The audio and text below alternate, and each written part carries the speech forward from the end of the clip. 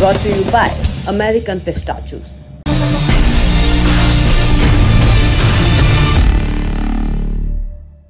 न्याय की गुहार अभी नरेंद्र मोदी के संसदीय क्षेत्र वाराणसी में मौजूद विश्वविद्यालय से भी उठ रही है, जिसके कैंपस में एक लड़की का यौन शोषण किया गया। और पूरा मामला जानने के पहले लगभग 15 सेकंड की इस फ़ोन कॉल का ब्यौरा जानिए। जब हमने उस स्टूडेंट को फ़ोन किया तो उसकी आवाज़ कांपती हुई सुनाई दी।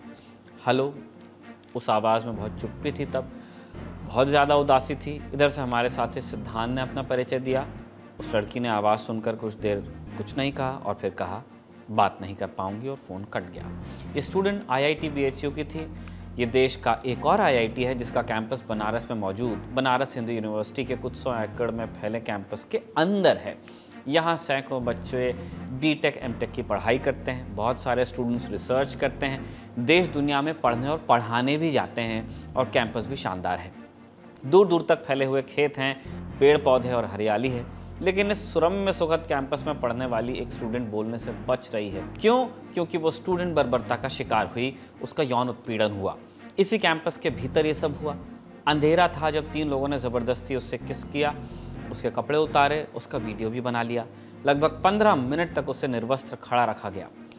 इस पर जब खबरें आई तो पूरा BHU उबाल पर आ गया। BHU का वो पुराना घाव सामने आ गया कि कैंपस के अंदर छात्राएं सुरक्षित नहीं।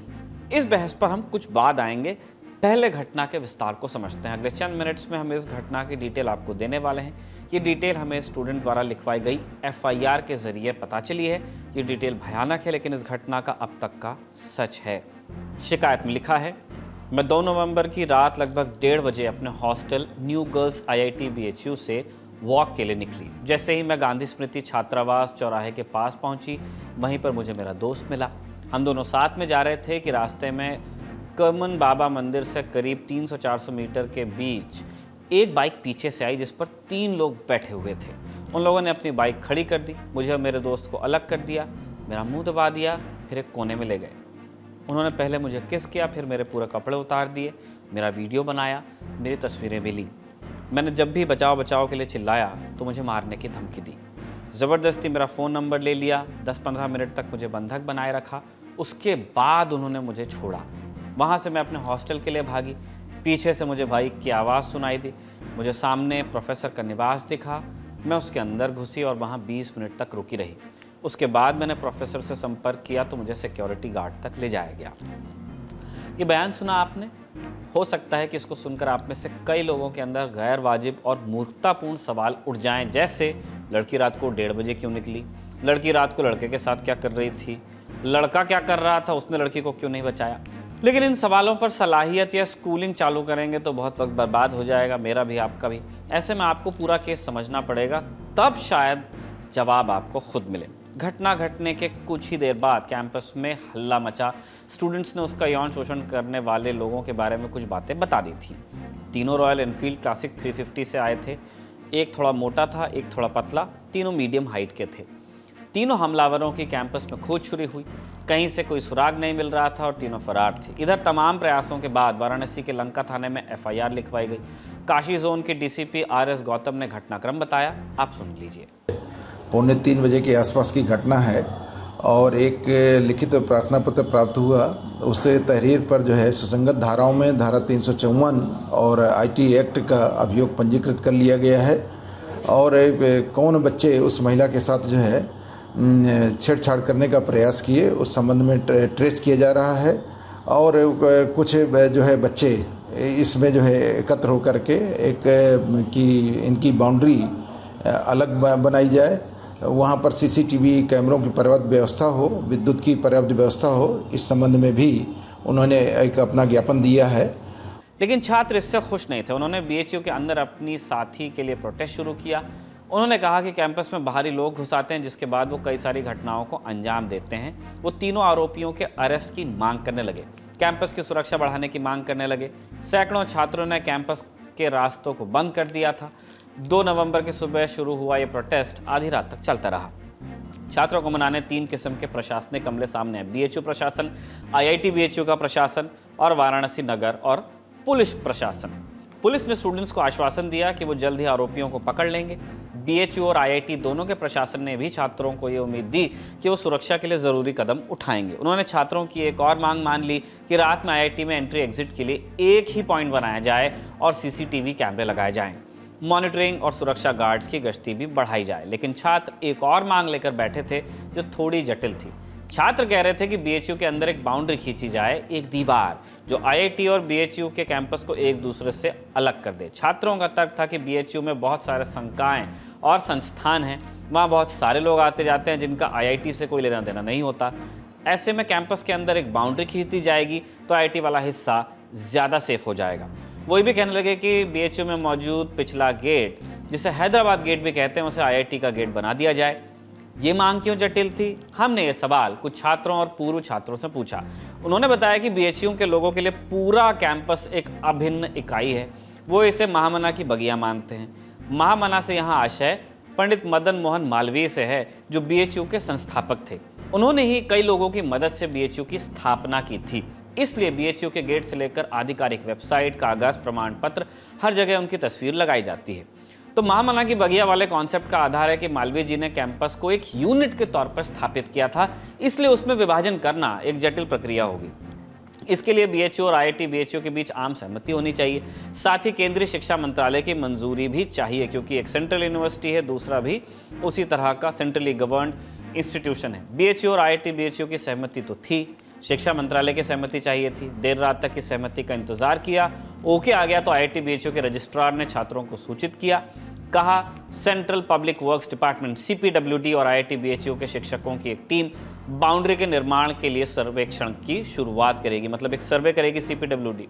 सुनते हैं आईआईटी बीएचयू के स्टूडेंट्स को जो मांगों के बारे में बता रहे हैं, साथ ही उन मांगों पर जवाब सुनते हैं आईआईटी बीएचयू के डायरेक्टर प्रमोद जैन का भी। क्लोज कैंपस जो हमने मांग रखी थी उसके ऊपर उन्होंने सर्वे के लिए मांग रखी है, वो अप्रूव हो चुकी है सरकार की तरफ से। और सीसीटीवीज की बात हुई थी, वो भी अप्रूव कर दी है उन्होंने। और पुलिस फोर्स जो गेट्स पे लगेंगी उसके लिए भी बात अप्रूव हो चुकी है। जो हमने पॉइंट्स रखे थे उन्होंने उन सबका पॉजिटिव रिस्पांस दिया है। एंड होपफुली हम यही चाहेंगे कि आगे जाके ये घटना ना ही हो। और जो मेन था कि सिक्योरिटी कंसर्न्स थे, तो उन सबको लेके जो भी उन लोगों के कंसर्न्स थे वो हमारे कंसर्न्स भी रहे हैं। तो हम लोग उन सभी कंसर्न्स पे एग्री किए हैं और एक टाइम बाउंड मैनर में उन सभी को इम्प्लीमेंट करेंगे।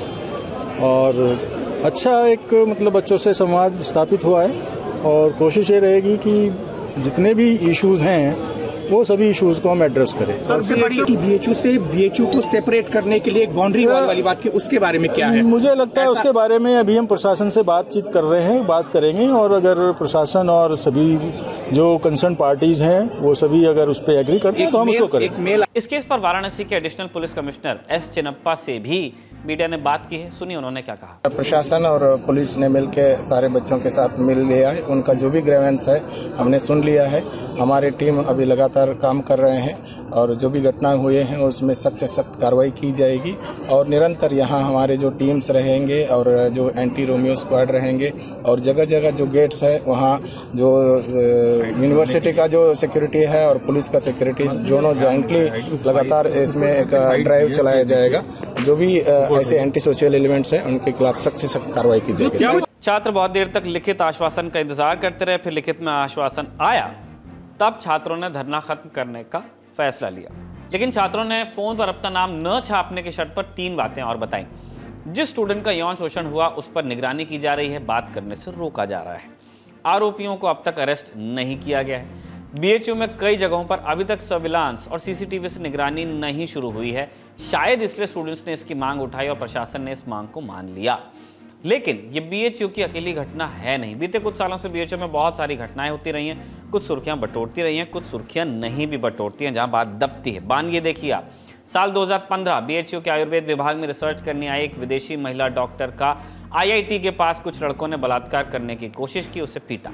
साल 2016 हिंदी विभाग के एक छात्र का कैंपस के अंदर कार में घसीटकर बलात्कार किया गया, उसके गुदाद्वार को सिगरेट से जलाया गया, ये भी खबरें आई थी तब। साल 2016 बीएचयू अस्पताल की एक महिला डॉक्टर ने एक रेसिडेंट डॉक्टर पर बलात्कार करने का, पीटने का आरोप लगाया।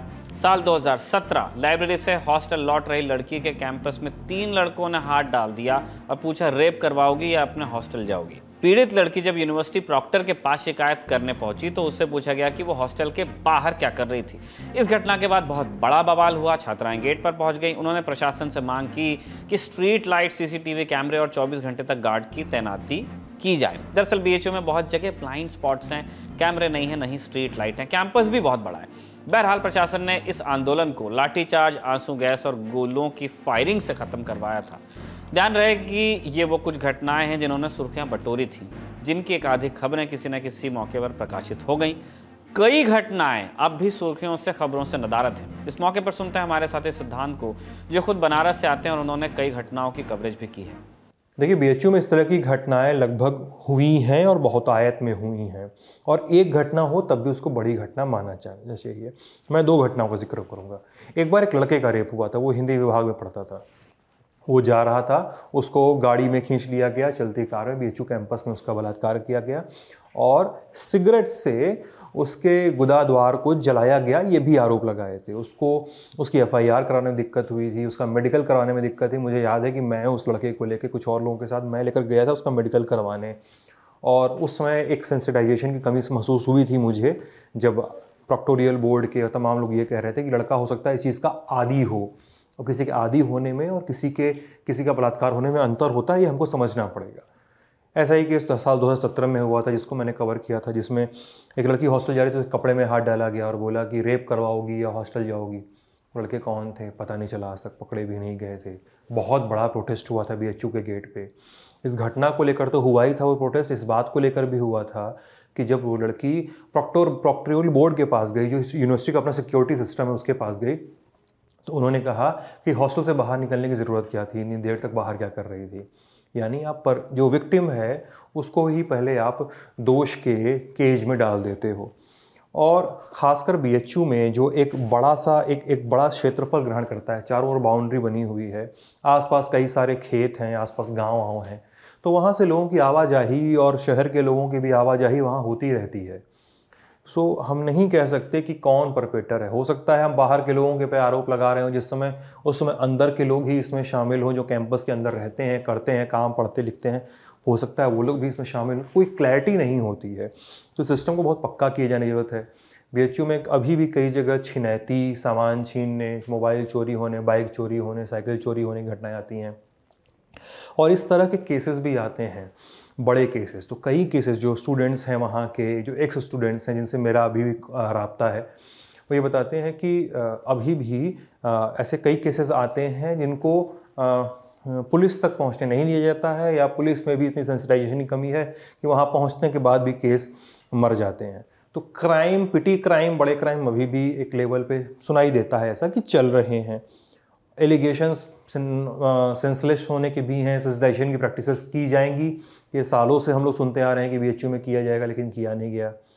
ये घटना जो आम हुई है, आप कह सकते हैं कि इन तमाम घटनाओं की फहरिस्त में एक और अध्याय है आईआईटी बीएचयू में जो हुआ है। और एक बार बीएचयू के दूसरे संकाय में पढ़ने वाले छात्रों को भी सुन लेते हैं कि वो क्या कहते हैं। तरीके से कैंपस में ये घटना आ रही है, उस वजह से घर परिवार से दबाव चल रहा है, और हमारे फैकल्टी में रात को काम होते हैं, स्कल्पचर से रिलेटेड और एग्जीबिशंस लगते हैं। तो ये देखते हुए सोचना पड़ रहा है कि क्या अब हम बाहर निकल पाए या ना निकल पाए। काफ़ी असुरक्षित महसूस हो रहा है। अभी मैं पिछले 4 साल से बीएचयू में पढ़ रही हूँ। आप सोचिए कि बीएचयू में इतने सारे बच्चे पढ़ते हैं, और बीएचयू का जो प्रॉक्टोरियल बोर्ड का अपना बजट है वो लगभग मुझे लगता है 16-17 करोड़ का बजट है, और इसके बाद भी लगातार बीएचयू में चोरी की घटना, छेड़खानी की घटना, अब तो इस हद तक घटनाएं होने लगी हैं कि बीएचयू के अंदर प्रॉक्टोरियल बोर्ड की निगरानी के बाद भी बीएचयू में गन पॉइंट पर लड़कियों के साथ छेड़खानी होने लगी है। आप सोचिए कि ये एक सेंट्रल यूनिवर्सिटी है, और यहाँ कश्मीर से लेकर केरल तक के बच्चे यहाँ पढ़ने आती हैं। जब से ये घटना अखबार में आई है, न्यूज में आई है, लोगों की जानकारी में आई है, तब से हमारे घर से फोन आने लगा है कि आप 8 बजे के बाद घर से बाहर मत निकलिए, आप रात में लड़कों के साथ मत घूमिए, क्योंकि हम लड़कों के साथ भी सुरक्षित नहीं है। हमारी सुरक्षा को ध्यान में रखते हुए बीएचयू एडमिनिस्ट्रेशन को ये जो भी इन्वेस्टिगेशंस कराने चाहिए सुरक्षा को लेकर के वो कराना चाहिए, और साथ ही साथ सुरक्षा को लेकर के जो फैसिलिटीज़ है वो अवेलेबल करानी चाहिए, जैसे कि सीसीटीवी कैमरा और ब्लाइंड स्पॉट्स में लाइट्स लगवाना, और जो ओपन कैंपस होने के नाते जो बाहर के लोगों का आना जाना इतना ज़्यादा है उस पर रोकथाम करना, ताकि ऐसी घटनाएं ज़्यादा बढ़े नहीं आगे। मुझे बहुत डर लग रहा है और ये सारी चीज़ें तनाव वाली स्थिति पैदा करती हैं, और हमारे पेरेंट्स उन्होंने हमें बहुत ट्रस्ट करके यहाँ पे भेजा है, लाइक कि ये एक सेफ़ इन्वायरमेंट हमने बच्चे को भेज रहे हैं। बट जैसा कि वो इस न्यूज़ को सुन पा रहे हैं तो वो हमें ऐसी बातें कह रहे हैं कि देखो हमें जो है शाम में ज़्यादा मतलब बाहर नहीं जाना चाहिए, लाइक, और मतलब कम टाइम में ही अपने वापस हॉस्टल वापस चले जाना चाहिए। ज़ाहिर सिस्टम में कहीं ना कहीं दिक्कत है जिसे ठीक किया जाना है। दुरुस्त करने के वादे नहीं होने चाहिए, काम होना चाहिए। लड़कियां रात में बाहर ना निकले टाइप हिदायत तब ठीक लगती है जब प्रशासन अपनी तैयारी में पक्का हो और फिर भी स्थितियां नियंत्रण में न हो। और जाहिर है कि अगर तैयारियां पक्की होंगी तो हिदायतों और सवालों की जगह बचेगी नहीं। वैसे भी कौन कब निकलता है इसमें हम आप पढ़ के करेंगे क्या। खबरों का सिलसिला यहीं तक, अब उम्मीद की बात सुन लेते हैं। बेंगलुरु के एक शख्स डिलीवरी देने आ रहे हैं, लोगों को चॉकलेट बांटते हैं। उन्होंने खुद रेडिट पर इसकी जानकारी दी। उन्होंने लिखा कि मैं बेंगलुरु के एक अपार्टमेंट में रहता हूँ। शाम को मेरे गेट पर कुछ बच्चों ने खटखटाया। मैंने दरवाज़ा खोला तो देखा बच्चे हैलोवीन मना रहे थे और वो चॉकलेट के लिए आए थे। मेरे पास थी नहीं तो मैंने ब्लिंकिट से ढेर सारी चॉकलेट्स मंगा के रख ली। सोचा था कि और बच्चे आएंगे, हालांकि उसके बाद सिर्फ 4-5 बच्चे ही आए। अब मेरे पास काफ़ी सारी चॉकलेट्स बची रखी थी। अब जब कोई भी मेरा सामान डिलीवर करने आता है तो उन्हें मैं चॉकलेट देता हूँ। उनके चेहरे पर जो मुस्कुराहट आती है उसे बयान करना मुश्किल है। अब मैं ये करता रहूँगा। आप भी मुस्कुरान कुछ लोगों तक बांटते रहिए। दुर्लभ चीज़ नहीं है, बटेगी तो फैलेगी, हो सकता है आपको भी मिले। इसी नोट पे दी ललन टॉप शो की इस किस्त को हम कंक्लूड कर रहे हैं। वीकेंड आ गया है, अच्छे से मनाइएगा, आराम कीजिएगा और जो काम आपके पेंडिंग हैं उन्हें भी कर लीजिएगा। अगले हफ्ते आपसे मुलाकात होगी, ऐसी उम्मीद के साथ हम विदा लेते हैं। तब तक आप अपना ख्याल रखिए और देखते रहिए दी ललन टॉप।